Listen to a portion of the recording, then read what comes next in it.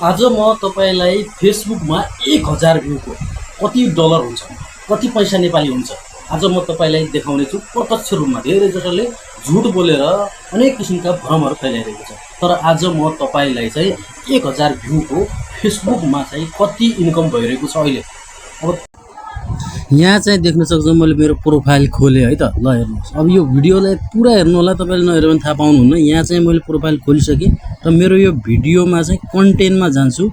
जुन content 1000 plus view छ त्यो कन्टेन्टमा गएर म तपाईलाई आज कति हुन्छ त 1000 भ्यूमा सत्य कुरा तपाईलाई आज जानकारी गराउँदै छु। भिडियोलाई चाहिँ हेर्नुहोस्। अब यहाँ म चाहिँ गइसकेको छु, सिधै तल तल तल जाँदै छु।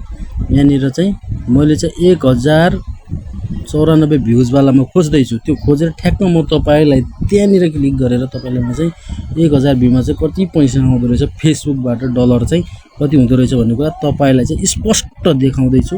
भिडियो अन्तिमसम्म यहाँसँग खुलिसकेको छ।